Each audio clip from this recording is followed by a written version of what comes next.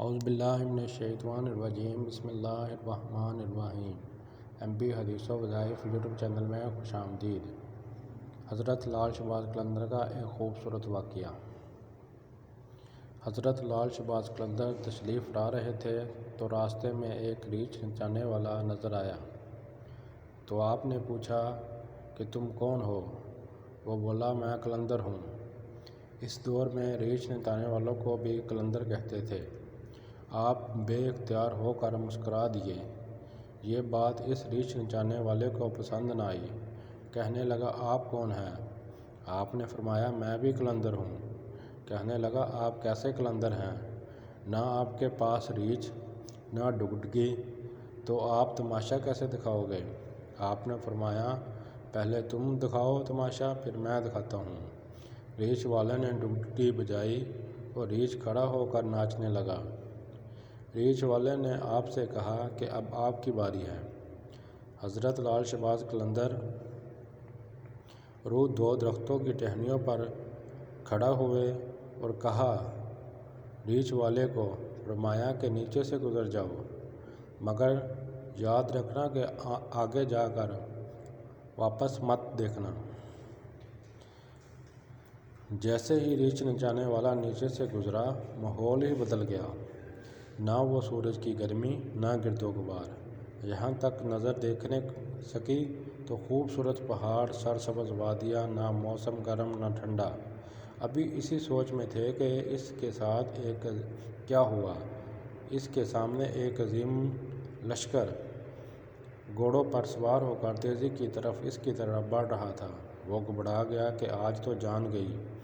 آپ پاس پہنچ کر لشکر کا سپہ سالار آگے بڑھا اور اس سے پہلے کہ وہ کچھ کہتا، سپہ سالار ریچھ والے کو کہنے لگا، بولا بادشاہ سلامت، آپ کہاں غائب ہو گئے تھے؟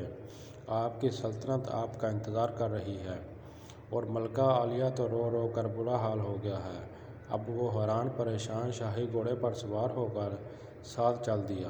جب محل میں پہنچا تو عظیم الشان عمارت دیکھ کر حیران ہو گیا۔ اندر داخل ہوا تو خوبصورت ملکہ گلے شکوے کرتی لپٹ گئی۔ کہنے لگی کہاں رہ گئے تھے آپ؟ سب بھول کر نہا دھو کر شاہی پوشاک پہن کر تخت پر بیٹھ گئے۔ سالوں گزر گئے، بچے ہوئے، پھر شہزادے بڑے ہو گئے، بڑھاپا آ گیا، جسم سے جان، منہ سے ذائقہ چلا گیا۔ ایک دن اپنی سلطنت میں دریا کے کنارے بیٹھے ہوئے تھے تو خیال آیا کہ آخر ہوا کیا تھا۔ اسی جستجو میں تھے کہ وہاں پہنچے جہاں پر لشکر تھا، تو دیکھا وہ درخت ابھی بھی وہاں موجود ہے۔ سوچا چلو دیکھتے ہیں کہ کیا وہ درخت کے نیچے سے گزرا اور ماحول بدل گیا۔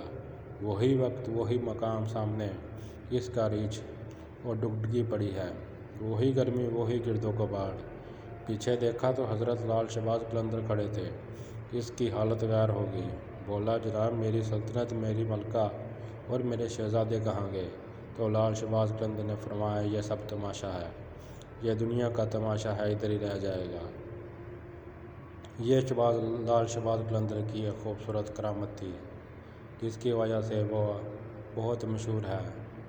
لال شہباز قلندر کی اور بھی بہت سی کرامات ہیں اور ان کا بہت عالی شان مرتبہ ہے۔ اللہ ہم سب کو نیک اولیاء انبیاء کی تربیت اور ان کے نقش قدم پر چلنے کی توفیق عطا فرمائے، آمین۔ ویڈیو اچھی لگی ہو تو چینل سبسکرائب کریں اور اس ویڈیو کو صدقہ جاریہ سمجھ کر آگے شیئر کریں۔ اللہ آپ سب کا حامی و ناصر۔